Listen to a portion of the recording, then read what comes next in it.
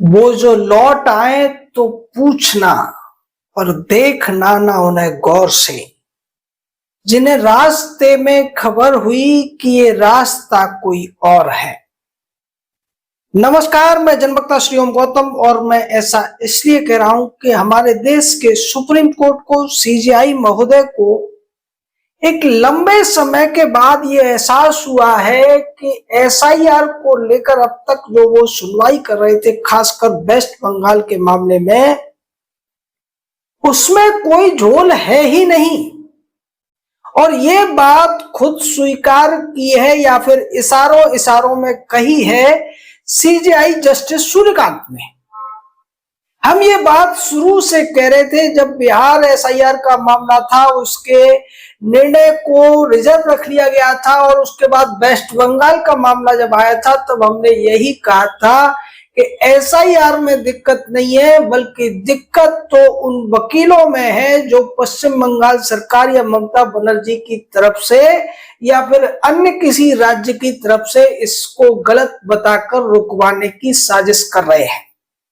आपको याद होगा कि तमिलनाडु सरकार की तरफ से भी इसमें वकील आ गए थे, केरल की तरफ से भी आ गए थे, एडीआर जैसे तमाम जो संगठन या एनजीओ है वो कूद पड़े थे, प्रशांत भूषण और तो और योगेंद्र यादव इसमें कूद गया था और उसको भी 2 बार सुप्रीम कोर्ट में भाषणबाजी करने का मौका दिया गया था सीजेआई महोदय के द्वारा।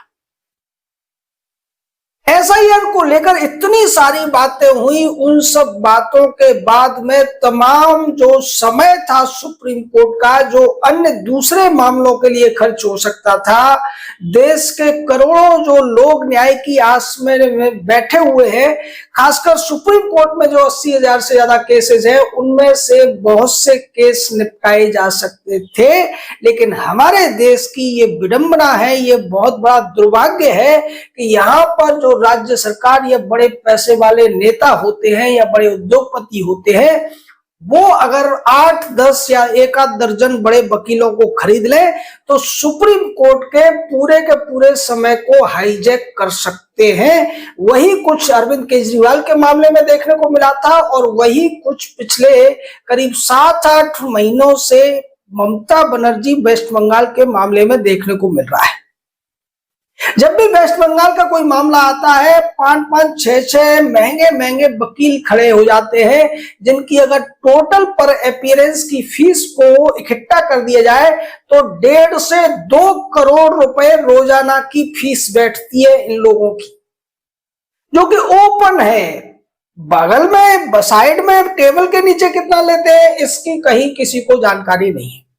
अब सुनवाई के दौरान जस्टिस सूर्यकांत ने ये सब क्यों कहा वो भी समझ लीजिए। उन्होंने कहा कि मैं एसआईआर पे एक आर्टिकल पढ़ रहा था, यानी वही बात जो पिछले 7-8 महीने से बहुत सारे लोग कहने की कोशिश कर रहे हैं, हमारे जैसे राष्ट्रवादी भी कहने की कोशिश कर रहे हैं कि जब पूरे देश के 13 राज्यों में अब तक एसआईआर हुआ है, पहला हुआ था बिहार में, उसको लेकर भी तमाम सुप्रीम कोर्ट में बहस चली थी और बाद में रिजल्ट वही निकला था ढाक के 3 पात, यानी कि एसआईआर सही है और चुनाव आयोग एसआईआर कर सकता है।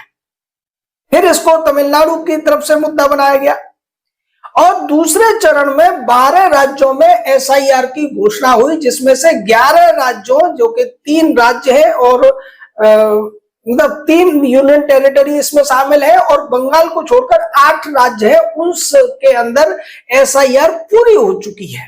यही बात सीजेआई जस्टिस सूर्यकांत ने कही कि उस आर्टिकल में डिटेल में बताया गया है कि बंगाल को छोड़कर सभी राज्यों में एसआईआर पूरा हो चुका है, जबकि वहां पर ऐसा नहीं था कि किसी एक पार्टी की ही सरकार हो। तमिलनाडु और केरल में तो बीजेपी की सरकार नहीं है, पुदुचेरी में भी हो गया, अंडमान निकोबार में भी हो गया, यानी उन राज्यों में भी हो गया है एसआईआर पूरा जहां बीजेपी की शासन नहीं है। तो फिर समस्या एसआईआर में कैसे हो सकती है? समस्या तो पॉलिटिकल जो इसके पीछे रीजंस हैं, जिसकी वजह से बदल बदल कर याचिकाएं डाली जा रही हैं, बदल बदल कर वकील खड़े किए जा रहे हैं, समस्या उसमें है। यानी जिस शेर से हमने शुरुआत की थी उस बात पर एक तरीके से आते हुए दिखाई दिए सीजेआई जस्टिस सूर्यकांत। इस बात को अगर वो बहुत पहले समझ गए होते या उन्होंने इस बात को मान लिया होता, ऐसा नहीं है कि वो इस चीज को नहीं समझ रहे थे, वो समझ रहे थे, लेकिन चूंकि अभिषेक मनु सिंघवी, कपिल सिब्बल, प्रशांत भूषण या फिर अभी जिस तरीके से कल्याण बनर्जी, मेनका गुरुस्वामी और दूसरे तमाम जो इस तरीके के वकील थे, वो उनको उस बात को समझने के बावजूद सुनवाई के लिए बार बार राजी कर ले रहे थे। अभी भी पूरी तरीके से मामला निपटा नहीं है। 1 अप्रैल को फिर से सुनवाई होगी। दूसरी तरफ 22 और 29 अप्रैल को पश्चिम बंगाल में चुनाव भी होना है। घुमा फिराकर किसी न किसी बहाने से बार बार इस मुद्दे को सुप्रीम कोर्ट में लाया जा रहा है। शुरुआत में कोशिश ये थी कि इस तरीके से चुनाव आयोग पर दबाव डालकर चुनाव आयोग को मजबूर किया जाए कि या तो वो एसआईआर को करें ही नहीं, या करें तो फिर पश्चिम बंगाल की मुख्यमंत्री ममता बनर्जी जिस तरीके से करना चाहती है उस तरीके से करें। अब इस पूरे मामले में एक और बड़ी, आप कह सकते हैं, आश्चर्यजनक परंपरा यहां पर डाल दी गई। वैसे तो हमारे देश में कई ऐसे क्षेत्र हैं जिनमें जुडिशरी का दखल पहले से हो चुका है, लेकिन एसआईआर में भी जुडिशरी का सक्रिय दखल चल रहा है और जुडिशरी की निगरानी में पश्चिम बंगाल में एसआईआर हो रही है। हाईकोर्ट के चीफ जस्टिस इसके मॉनिटरिंग कर रहे हैं। तमाम जजेस को इसमें ऑब्जर्वर के तौर पर वहां पर रखा गया है और वो डिसाइडिंग अथॉरिटी बनाए गए हैं।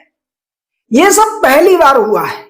हम इस पर बार बार कहते रहे हैं कि जुडिशरी का जो काम है केवल उसको वही करना चाहिए, एग्जीक्यूटिव का जो काम है उसको वही करना चाहिए, और लेजिस्लेचर का जो काम है एक्सक्लूसिवली लेजिस्लेचर के द्वारा ही होना चाहिए। जुडिशरी की तरफ से सेपरेशन ऑफ पावर की बहुत बातें की जाती है। सेपरेशन ऑफ पावर के नाम पर वो जुडिशियल इंडिपेंडेंस की बात करते हैं और उस जुडिशियल इंडिपेंडेंस के नाम पर वो संवैधानिक संशोधन जैसी चीजें भी कर चुके हैं अनऑफिशियली। ये जो परंपरा पश्चिम बंगाल में पड़ी है कि जुडिशियल ऑफिसर्स मॉनिटरिंग करेंगे, निर्णय लेंगे एसआईआर के अंदर, ऐसा मामला आने वाले दिनों में अन्य राज्यों में भी देखने को मिल सकता है। यहां जिस तरीके से सीजेआई ने कहा है कि केवल पश्चिम बंगाल में इसको रोकने की, इस पर बार बार सवाल उठाने की, और इतना सब होने के बावजूद, जैसा हमने आपको एक वीडियो में बताया भी था कि जब जुडिशियल ऑफिसर्स की निगरानी में जो एक अलग तरीके की डिस्क्रिपेंसी, जो नाम में कुछ थोड़ा सा अंतर है, उसको डिसाइड करने का मामला आया था, तो फिर से जब कपिल सिब्बल और अभिषेक मनु सिंघवी, कल्याण बनर्जी सुप्रीम कोर्ट पहुंचे थे, तो सीजेआई को यह कहना पड़ा था कि कम से कम हमारे जजों पर तो विश्वास रखो।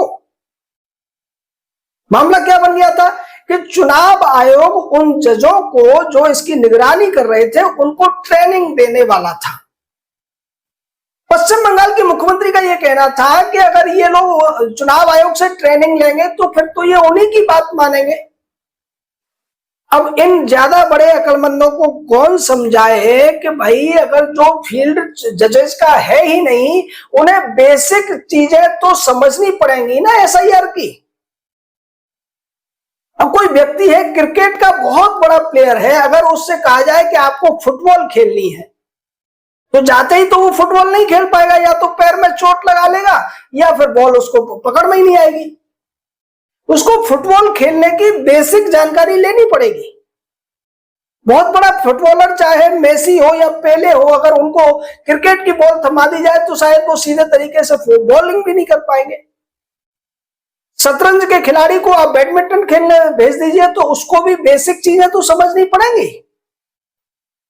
लेकिन ये लोग बहाना करके सुप्रीम कोर्ट का समय बर्बाद करते रहे, और सुप्रीम कोर्ट में भी जिस तरीके से इन चीजों के लिए समय दिया गया वो भी सवालों के घेरे में है। और इससे जनता के अंदर एक भावना पैदा होती है कि क्या केवल सुप्रीम कोर्ट, हाई कोर्ट का जो समय है वो महंगे वकीलों के माध्यम से ही मिल सकता है। ऐसे हमारे बहुत से मित्र हैं जिनके कमेंट आते रहते हैं और वो कहते हैं कि उनका केस 5-7 साल के बाद में किसी तरीके से सुप्रीम कोर्ट पहुंचा और वहां पर 1 मिनट का समय नहीं दिया गया। चाहे बलात्कार का मामला हो, हत्या का मामला हो, किसी की जमीन हड़पने का मामला हो, सामान्य लोगों के जब मामले सुप्रीम कोर्ट में सुने जाते हैं तो 1-2 मिनट मिल जाए उन्हें तो बहुत बड़ी बात होती है। लेकिन दूसरी तरफ केजरीवाल जैसे लोगों के लिए, ममता बनर्जी जैसे लोगों के लिए, इन लोगों के लिए सुप्रीम कोर्ट की सुनवाई लगातार चलती रहती है। और तो और इस एसआईआर के मामले में ही एक बड़ा वाकया तो तब देखने को मिला कि योगेंद्र यादव जो एक पॉलिटिकल पार्टी का मेंबर है, केजरीवाल की पार्टी का मेंबर रह चुका है, वहां एक पर्सनल याचिकाकर्ता के तौर पर भाषणबाजी करता हुआ नजर आया। इस पर हमने तब भी सवाल उठाए थे। उसके बाद फिर उसको मौका दे दिया गया और पहली बार उसने 45 मिनट से ज्यादा भाषणबाजी की थी सुप्रीम कोर्ट के अंदर। ये जो चीज है भारत के संविधान को ही झुठला देती है, क्योंकि भारत के संविधान में आर्टिकल 14 के तहत साफ तौर पर कहा गया है कि भारत का हर नागरिक, चाहे वो राष्ट्रपति के पद पर हो या फिर वो गांव का छोटा मोटा किसान हो या फिर कोई रिक्शा चलाने वाला हो या कोई मजदूर हो या कोई पढ़ा लिखा प्रोफेसर हो, वो सबके सब बराबर हैं। Equal protection of law and equality before law, ये वो अनुच्छेद कहता है। लेकिन देखने में इसका उल्टा नजर आता है कि गरीब आदमी के लिए कोर्ट के पास समय नहीं है, रसूखदार लोगों के लिए समय ही समय है। उनको बचाव के लिए तारीख पे तारीख मिलती है और गरीब आदमी को पीड़ित होने के लिए तारीख पे तारीख मिलती है। ये मामला भी चुनाव से पहले पूरी तरह से सुलटने वाला नहीं है। 1 अप्रैल को फिर से सुनवाई हो रही है, लेकिन इसने जुडिशरी को पूरी तरीके से लोगों के सामने उजागर कर दिया है कि जुडिशरी काम कैसे करती है, कैसे हाई कोर्ट और सुप्रीम कोर्ट में अगर आपके पास पैसे की ताकत है तो उनके समय को आप हाईजैक कर सकते हैं। ये समय को हाईजैक करना नहीं है तो क्या है? आप समझिए कि देश के जो चीफ जस्टिस है वो जस्टिस जयमाला बागची के साथ में और तीसरे और जज के साथ भी इस मामले की सुनवाई करते रहे। 3 जज अपना कीमती समय इस बात पर दे रहे थे कि एसआईआर में कुछ गड़बड़ तो नहीं हो रही है। और बिहार के मामले में भी न गड़बड़ मिली थी, न यहां पर भी गड़बड़ मिली, लेकिन बार बार किसी न किसी नए पॉइंट को खोजकर कोई न कोई नया कुतर्क लेकर, कभी कल्याण बनर्जी के माध्यम से, कभी मेनका गोस्वामी के माध्यम से, कभी श्याम दीवान के माध्यम से, कभी कपिल सिब्बल, अभिषेक मनु सिंघवी के, या फिर कभी अन्य दूसरे वकीलों के माध्यम से सुप्रीम कोर्ट के समय की बर्बादी की जाती रही। इसमें कुछ जो सुप्रीम कोर्ट की तरफ से भी इसमें बहुत ज्यादा रियायतें दी गई, क्योंकि अन्य लोगों को इस तरीके से रजिस्ट्री ही उनकी सुनवाई के लिए समय नहीं देती है। बड़ी मुश्किल से आपकी तारीख वहां लग पाती है। अगर किसी व्यक्ति को हाई कोर्ट से सजा हो गई है, वो हाई कोर्ट के फैसले के खिलाफ अपील लगाता है तो सालों लग जाते हैं। लेकिन ये जो वकील है ये बड़ी चालाकी से आर्टिकल 32 का सहारा लेकर वहां पहुंच जाते हैं। मतलब फंडामेंटल राइट्स के उल्लंघन का मुद्दा बना दिया जाता है, जिसके लिए भारत के संविधान में साफ तौर पर कहा गया है कि भारत का सुप्रीम कोर्ट किसी भी कोर्ट को बाईपास करके फंडामेंटल राइट्स का उल्लंघन होने पर सीधे तौर पर सुनवाई कर सकता है। और इसी आर्टिकल का दुरुपयोग करते हुए ये लोग इस तरीके से सुप्रीम कोर्ट के समय की बर्बादी करते हैं, जो साफ तौर पर इस देश के 140-50 करोड़ लोगों के साथ अन्याय नहीं है तो क्या है। इस मामले में जिस तरीके से सीजीआई ने कहा है, उस आर्टिकल का हवाला दिया है, उन्होंने इनडायरेक्टली ममता बनर्जी और उसकी वकीलों को यह बताने की कोशिश की गई है कि एसआईआर में दिक्कत नहीं है, दिक्कत तुम्हारी सोच में है, दिक्कत तुम्हारे पॉलिटिकल एजेंडे में है, जिसकी वजह से तुम इस पर बार बार सवाल उठा रहे हो। और यही बात उन्होंने पिछले साल भी कही थी, जब बिहार एसआईआर को लेकर सुनवाई हो रही थी। उन्होंने कहा था कि चुनाव आयोग के पास ये संवैधानिक अधिकार है कि वो किसी भी राज्य के अंदर एसआईआर कर सके, किसी भी व्यक्ति को जो भारत का नागरिक नहीं है उसको भारत की वोटर लिस्ट से अलग कर सके, उसका नाम काट सके। ये पूर्ण तरह संवैधानिक अधिकार है चुनाव आयोग का। लेकिन वही बात है कि सीधे तरीके से अगर कोई बात समझ में आ जाए तो फिर वकील ही किस बात के उन्हें कहा जाएगा। ये जो वकालत की नई तकनीकी विकसित हो गई है, या फिर कहें कि अंग्रेजों द्वारा विकसित की गई जो वकीलों की जाति है, ये इस देश के तमाम कानूनों को, तमाम संविधान के उपबंधों को जिस तरीके से तोड़ मरोड़ कर झुठलाने की कोशिश करती है और मनमाने तरीके से जजेस को गुमराह करने की कोशिश करती है, हाई कोर्ट सुप्रीम कोर्ट का समय बर्बाद करने की कोशिश करती है, इसके ऊपर भी जनता को सोचना चाहिए कि ये कब तक चलता रहेगा। आप सबका इस पूरे मामले पर क्या कहना है, अपनी राय दीजिए, हमारे साथ जुड़े रहिए। 29 तारीख को दिल्ली के सेमिनार में जो मित्र आ रहे हैं वो प्लीज हमें ईमेल करिए, जिससे हम आपको वेन्यू वहां पर बता सके। और टाइमिंग तो 2 से 6 की है। ये दीनदयाल उपाध्याय मार्ग के ऊपर होना है। हम उसको सबके लिए नहीं बता सकते क्योंकि बहुत सारे ऐसे लोग भी हमें देखते हैं जो इस चीज से सहमत नहीं है, उपद्रवी भी वहां आ सकते हैं। इसलिए हम बार बार कह रहे हैं कि आप ईमेल में प्लीज थोड़ा सा कमेंट कर दीजिए। इस वीडियो पर भी कमेंट करेंगे तो हम आपको वेन्यू का डिटेल भेज देंगे। जय हिंद, जय भारत।